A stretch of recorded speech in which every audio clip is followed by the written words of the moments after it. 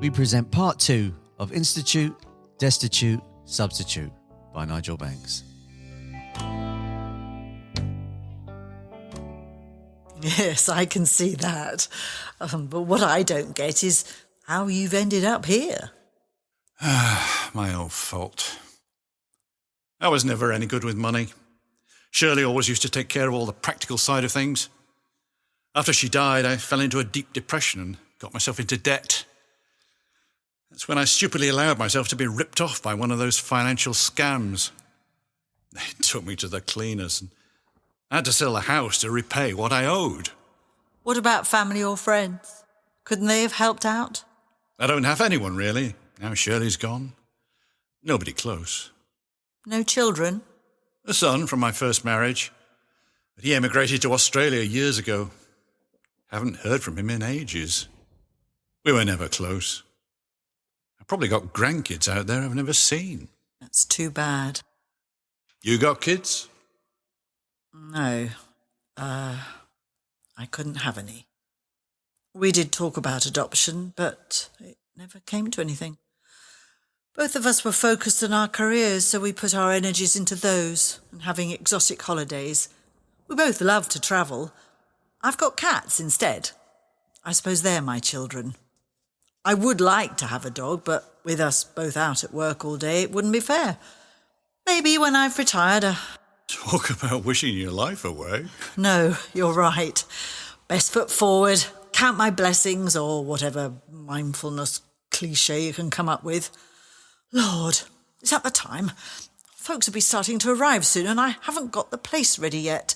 Too busy yakking with you. So, if you don't mind, could you be on your way, please? Right. Would it be acceptable if I use the facilities before I go? Oh, yes, of course. The gents' second door on the right down the corridor.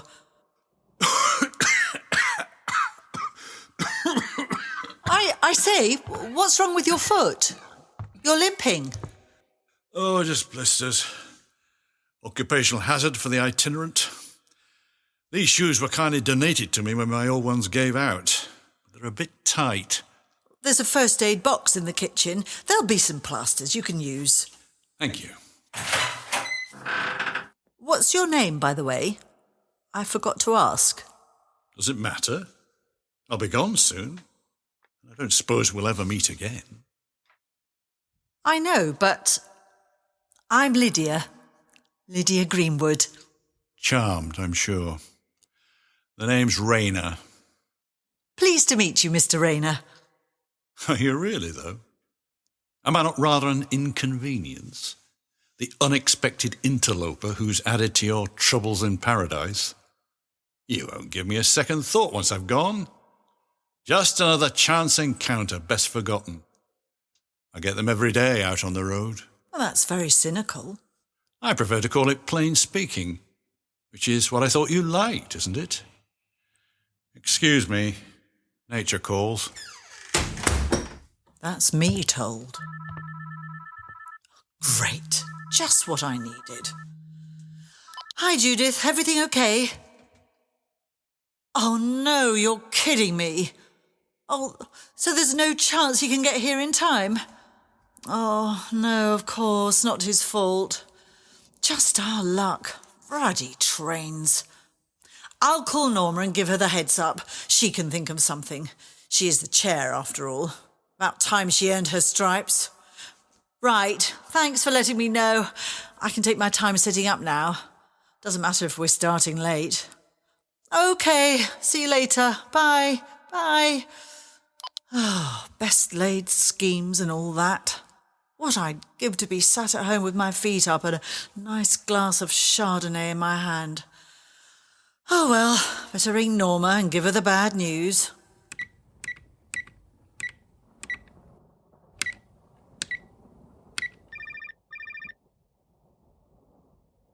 Hello, Norma. Sorry to bother you. Just to warn you, our guest speaker's been unavoidably delayed. Yes, I know. There's a power line down south of Preston. According to Judith, they're putting in an emergency bus service, but he wouldn't get here till 9:30 at the earliest, so she told him not to bother. It is a shame, isn't it? Never mind. Worse things happen at sea. We'll just have to reschedule him. Anyway, I just thought I'd give you the heads up so you can put your thinking cap on about what we do instead tonight. A quiz, maybe? Or party games? No, perhaps not. I'll leave it with you. No, I'm here at the hall getting the chairs set out, remember? Right. See you soon. Bye, Noah. Bye. That's up to her pulse rate. Now she'll have to come up with something to keep the troops happy after they've scoffed their tea and cake. I found the first aid box eventually. Not where I expected it to be. Why? Where was it? In the fridge. What? Oh, I give up. Who in their right mind would put it in there? Give it here and I'll sort you out a plaster. You were in a hurry to get the room set up. Change of plan. The speaker's not coming. His train from Manchester's been unavoidably delayed.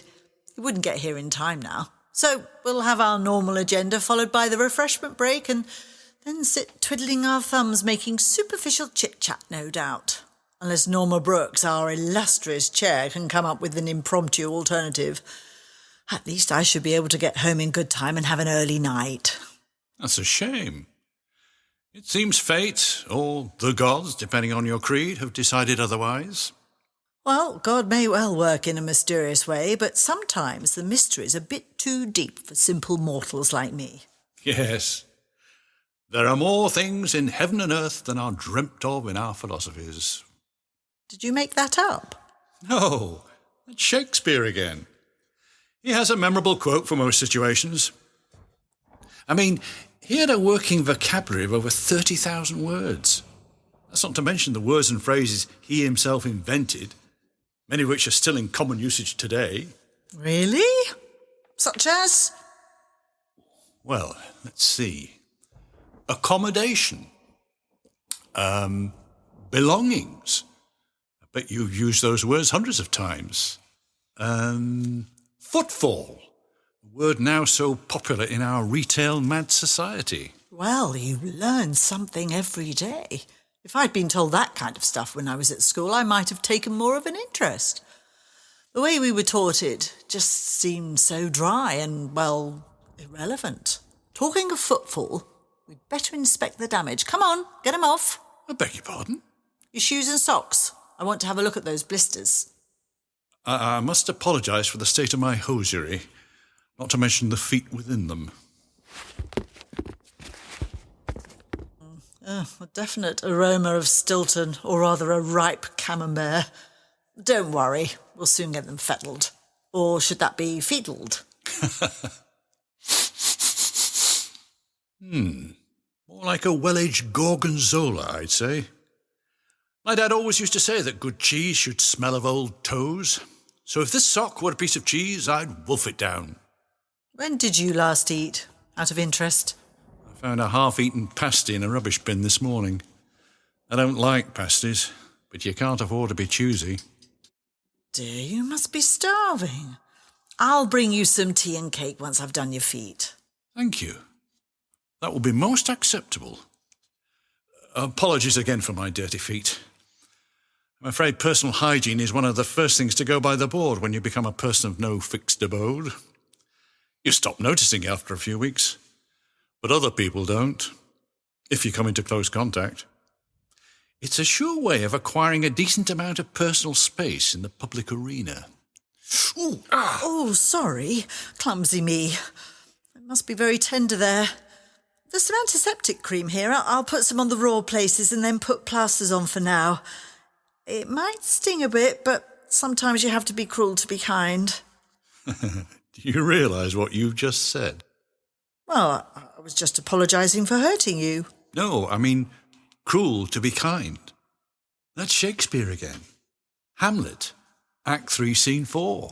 Really? I thought it was just an old saying or proverb that everybody uses. Well, it is now. But Shakespeare was the chap who invented it over 400 years ago. Now it's passed into everyday usage along with dozens of his other words and phrases. He and the writers of the King James Bible are mainly responsible for creating the modern English language. I didn't know that. So what else do we say that he invented? There's loads of things. Fast and loose, budge an inch, in one fell swoop. Kidding. No, beggared all description. All our yesterdays, in my mind's eye. Oh, that's amazing. Oh, I could go on all night about the impact he had on our language. And of course how exciting the theatre was in his day. What it must have been like to go to the Playhouse and see the first ever performance of Julius Caesar or Twelfth Night. Oh, to be able to travel back in time. Oh, you're obviously a real expert. I don't know about that. I was lucky enough to have a great teacher at school, Dick Wilkinson. He was so passionate about literature, drama in particular. You couldn't help but be infected by his enthusiasm. Sadly, he died young. All that knowledge and experience just gone. All those hundreds of other pupils he could have passed it on to. Such a waste. I suppose that's what inspired me to become a teacher. Oh, he sounds fantastic. You were lucky. I never had a teacher like that. Ours were either boring or scary. I don't think any of them really liked children. We were just there in the classroom under sufferance. We were all just waiting for the bell to go. I know the feeling. I'm afraid I wasn't cut from the same cloth as Wilkie. Didn't take me long to realise that I was never going to be an inspirational sort of teacher. I was more like one of your boring ones. I'm sure you weren't. I'm already fascinated. I'd love to hear more. I bet you made far more of an impact than you realise. Well, I did once bump into this chap. Roger Parkinson, his name was. I didn't recognise him at first because he was middle-aged and balding. He'd been in one of my first seminar groups. Apparently he was there by default. He'd signed up to a completely different course. But due to some administrative cock-up, he ended up in my class. He was all set to walk out, he told me. But something I said, a joke I made perhaps, caught his ear and made him stay. And when he left college, he went on to drama school and became an actor. He never became a star, but he's carved out a solid career doing theatre mainly, with the odd small roles in TV dramas and films. He thanked me for opening a door into a wider world, as he put it. Well, there you are then. I'm sure there have been many others you've inspired as well. I doubt it. I think the students who did well on my course probably did so in spite of my teaching, rather than because of it. In later years, I found myself just going through the motions. Also, the whole ethos of education had changed. Learning wasn't seen as a worthwhile end in itself. It had become merely a means to an end. A passport or a qualification, and then a well-paid job. Well, you can't blame young people for being aspirational. Is that the right word? Yes. It's very much the in word with our politicians. Trouble is, many of the students I found myself dealing with latterly had unrealistic aspirations and we're really interested in the concept of education, one meaning of which in the original Latin is to lead out. Nowadays, students seem incapable of taking in information unless it's in bite-sized chunks, preferably with visual illustration and a musical backing track. Oh, I know that one. The number of times some DHSC wonk has come to give us the latest tablets from on high about managing budgets, i.e. cutting services but making it sound as though service users are getting more, not less. They'll give this PowerPoint presentation, all singing, all dancing with the fancy highlighted text and all the latest acronyms on screen, and they're just reading out what's there for all to see. And you think, I bet you're getting paid more than I earn in a month for this. No wonder the NHS is in such a bad state. Oh, sorry about that. Bad day at the office. Yes, it often seems as though the lunatics have taken over the asylum. We sound like a real couple of old fogies. But you're not old. Well, not compared to me. I feel old. Old before my time. Oh, the world changes so fast you can't keep up. I find myself wishing I could just jump off the treadmill, go and live in the Orkneys or somewhere like that where it's still relatively unspoilt. I tried that back in the early 70s. What was it like? Not all it was cracked up to be. Living in a commune in a giant teepee in the middle of Wales, getting your head together with like-minded flower people, sounded great. All very right on. But the reality of being miles from the nearest shops and the sheer discomfort of being cold and wet most of the time rather took the gloss off the idyll. I only lasted 3 months, then went back to the real world with my tail between my legs. So you're an old hippie? Yes, and ironically the wheel has turned full circle. Well, how do you mean? Well, I suppose I'm an old-age traveller now. You shouldn't be in this position, a man of your education. Things are no better now in 2018 than they were 50 years ago. I'm afraid harsh economic reality and the decline of the welfare state decree otherwise. You'd be surprised how many similar stories of folk being made homeless I've come across in my travels. And the situation's only going to get worse, with the government committed to cutting back on social care. Well, you'll know all about that. Yes, unfortunately. So, how do you see your future? I don't. If nothing else, my situation has taught me to live in the now. I don't make plans.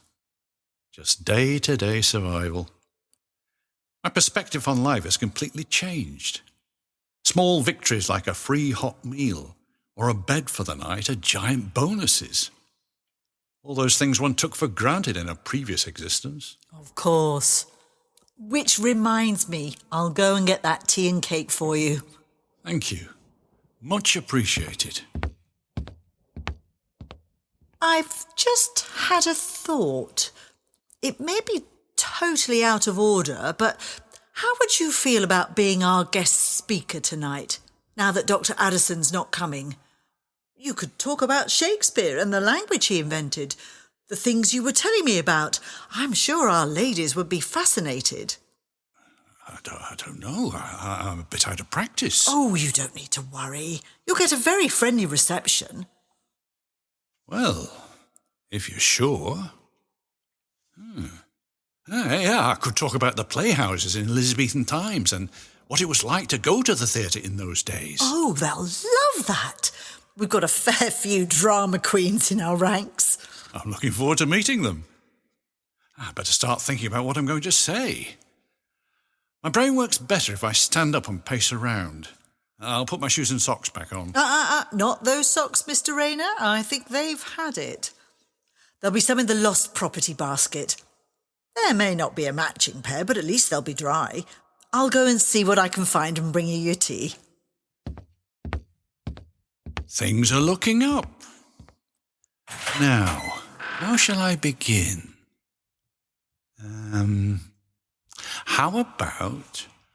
Friends, Romans, WI ladies, lend me your ears. I come to praise Shakespeare, not to bury him. The evil that teachers do lives after them. The good is oft interred with their bones. I am, of course, paraphrasing one of the most famous speeches in the Bard's canon. Second only on the list, probably, after to be or not to be in Hamlet. Not bad for an opening gambit. Then what? My intention this evening is to give you some insights into the life and times of our most illustrious poet and playwright, by means of some anecdotes and quoted excerpts from his plays and sonnets. So far, so good. Here we are. 2 socks, one red and the other green. Very fetching. I've just had another thought. One of our members, Gillian Kay, is a county councillor. She's on the housing committee. Very genuine, public-spirited lady. I could ask her about your situation if you like. If she can't do anything herself, she'll certainly know someone who might be able to help you. That's much appreciated. Right. I'll just get your tea and cake. Right, let's get these socks on. Which way? Oh, red on the left foot, I think. Must get my political allegiances correct.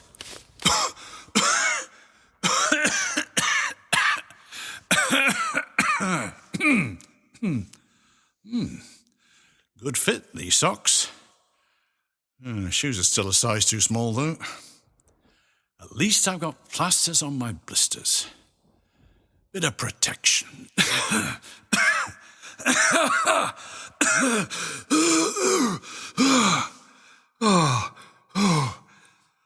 Oh, that it should come to this. Sitting in a village hall in the middle of nowhere, dependent on the kindness of strangers. And that's another thing, Raina. You have become this rattlebag of quotations and literary allusions that count for diddly squat in the real world. Why didn't you heed your dad's advice and learn a practical trade instead of going into academia? Oh well, too late now. Tea up, Mr. Rayner. I wasn't sure if you take sugar, so I brought it in case. No, I don't, thanks. And call me Colin. I'll leave you to it for a bit, Colin, if you don't mind. I need to set out the crockery and put the urn on. No problem. Oh, and you don't need to worry about a bed for tonight, or tomorrow night, for that matter. How come? 'Cause you'll be coming home with me. My husband Derek and I will be glad to have you as our guest. That's very kind of you. My heartfelt thanks again. Lydia. You're very welcome, Colin. Oh, wonder. How many goodly creatures are there here? How beauteous mankind is. Oh, brave new world. Now, let them eat cake. Hey!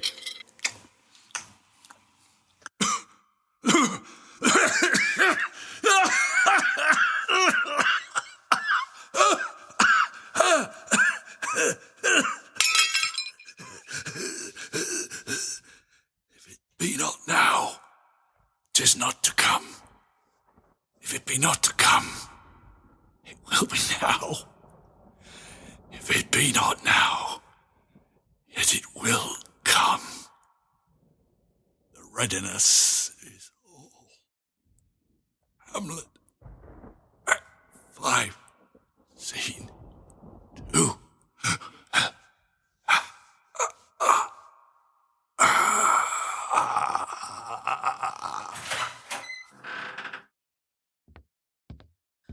I was just thinking we could go into town tomorrow and get you some new clothes.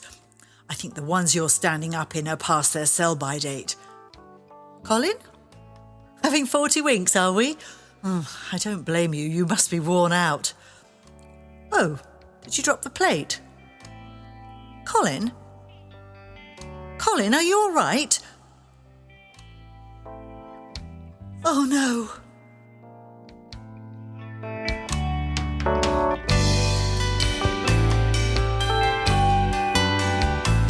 In part 2 of Institute, Destitute, Substitute by Nigel Banks, the part of Linda was played by S.J. Vant and Colin by Nigel Banks. Recording, effects and editing were done by Robbie Burgess and the play was produced by Nigel Banks. This was a Revenge FM production.